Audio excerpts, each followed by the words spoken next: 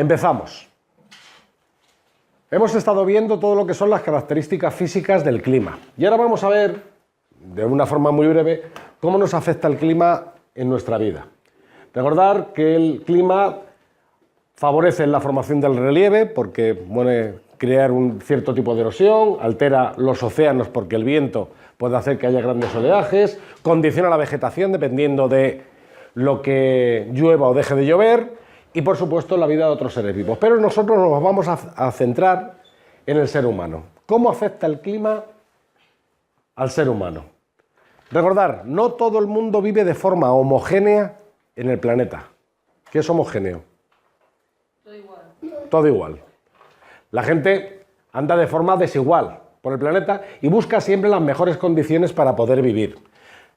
Buscamos el clima que favorezca la vida humana, mientras que otros climas la limitan. No es lo mismo vivir en España que vivir en el Polo Norte. Lógicamente aquí, por el clima que tenemos, la vida es muchísimo mejor. El frío, la aridez, el calor son condiciones adversas para el desarrollo de la vida. Todo esto en condiciones adversas, la verdad es que la vida se vuelve prácticamente imposible. Fijaros, frío extremo. Cuando hace mucho frío, Groenlandia, grandes altitudes, la Antártida, se limita la vegetación. Como hace mucho frío, no pueden crecer las plantas, por lo tanto tampoco hay agricultura. Y eso es debido a que el suelo está prácticamente congelado. En las zonas altas, precisamente porque está demasiado alto, la gente tampoco se va a vivir ahí, a no ser que vivas en una estación de esquí. Solo algunos nómadas sobreviven en los polos. ¿Quiénes? Los esquimales, que realmente se les tiene que llamar inuit. Y se alimentan de los animales que cazan. Ellos no cultivan absolutamente nada. Además, si no llueve, tampoco puede haber agricultura. Las plantas apenas crecen. El terreno es demasiado árido. Y todo esto hace que también estos terrenos estén prácticamente deshabitados. Puede haber grupos de nómadas que crucen el desierto. Ya los veremos más adelante, sobre todo un grupo llamado los tuareg. Y también, en el otro extremo, las zonas que son muy calientes, muy cálidas y húmedas, donde hay mucha selva, tampoco se puede vivir bien. Recordar que la humedad que favorece La propagación de enfermedades. la propagación de enfermedades. Entonces, eso hace que no pueda vivir ahí mucha gente. ¿Qué es lo que nosotros buscamos? Temperaturas suaves y lluvias moderadas, como lo que estamos viviendo estos días, que, con un poquito de suerte hoy, por ejemplo, va a dejar de llover y durante el puente vais a tener un tiempo más o menos agradable. ¿Qué es lo que hace que tengamos más o menos unas lluvias normalitas?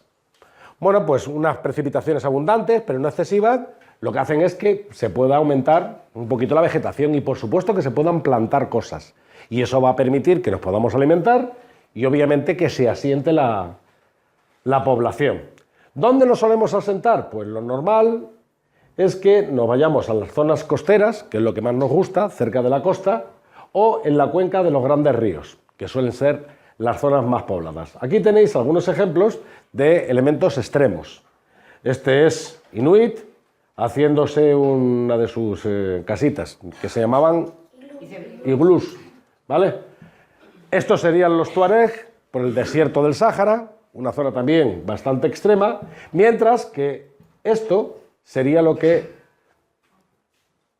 una zona en la que el clima benigno, el clima bueno, nos permite vivir ahí de una forma placentera. Esto es una ciudad turística. No sé ahora mismo cuál podría ser. Venga, sigamos. El ser humano de esta forma, entonces, lo que nos indica es que busca siempre lo mejor para él. Entonces, siempre zonas buenas. ¿Pero eso significa que no podemos vivir en zonas extremas? Sí, sí podemos vivir. Y entonces podemos hacer varias cosas. Por un lado, podemos adaptar las viviendas. Donde hace mucho frío, las casas se construyen con materiales que protegen del frío. Por ejemplo, la madera. Además, la paja. O hacer las viviendas con ventanas muy pequeñas para evitar que entre el frío y el viento, ¿vale? En cambio, en las zonas de altas temperaturas, como los desiertos, ahí se hace con barro, porque el barro es muy buen aislante. La mezcla entre barro y paja para hacer ladrillos, ¿cómo se llama? Cemento. No, se llama adobe. Ladrillos de adobe. Y eso lo utilizan mucho por aquí. Se viene utilizando desde hace miles de años. En las zonas muy lluviosas, bueno, pues, por ejemplo, también se pueden cubrir con vegetación, porque hay hojas gigantescas, por ejemplo, en la selva, que pueden impedir que en mi vivienda, que suelen ser chozas, entre mucha agua, ¿vale? Y, por supuesto, en las zonas con nevadas frecuentes, ¿cómo van a ser mis casas? Con techos muy inclinados. Para que la nieve resbale, porque si el techo es liso, completamente llano, la nieve se puede acumular y se puede hundir. Esto ya ocurrió en Polonia hace unos años. Una pista de hielo no la hicieron bien y en vez de hacer una cúpula para que la nieve se fuera resbalando cuando nevaba, lo hicieron bastante plano. Acumuló tal cantidad de nieve que el techo se desplomó y había gente dentro. Y murieron varias personas. Por lo que hay que andarse siempre con mucho cuidado. Además, las nuevas tecnologías nos permiten vivir ya prácticamente en cualquier parte del mundo. Recordar que, bueno, ya no solamente las nuevas tecnologías, sino tecnologías que nos vienen de otros tiempos, nos permiten, por ejemplo, extraer agua subterránea en sitios de donde no hay. ¿Haciendo qué? Pozos, ¿vale? Además, podemos utilizar riego por goteo. ¿Sabéis lo que es el riego por goteo? Esas tuberías que en vez de, en las zonas donde tengo que regar, en vez de soltar agua a cascoporro para que empiece a llenar surcos y surcos, por ejemplo, de tomateras, se ponen tuberías con agujeritos y entonces va soltando poquito a poco gotitas de agua, todo el rato, todo el rato, todo el rato, todo el rato.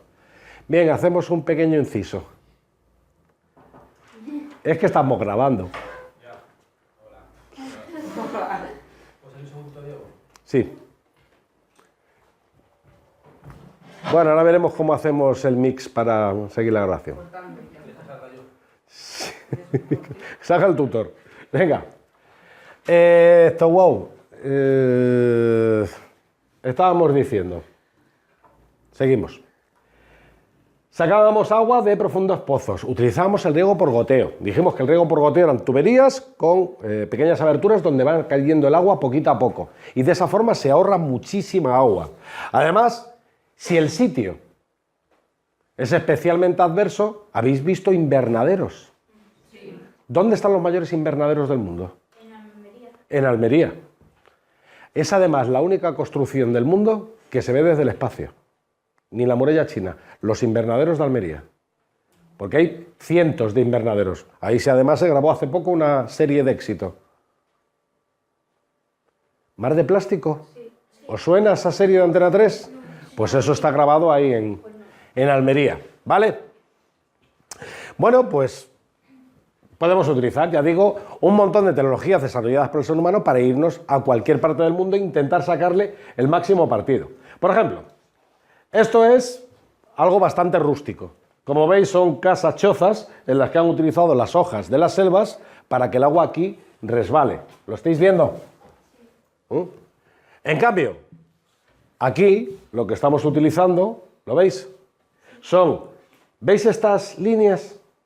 Esas son las tuberías del riego por goteo. Y esto de aquí detrás, ya sabéis lo que es. Un invernadero. ¿Vale? Bueno, pues poco más tenemos que hablar sobre la influencia del clima en nuestra vida. A partir de ahora veremos también lo dañino que puede llegar a ser el clima para nosotros. Se acabó.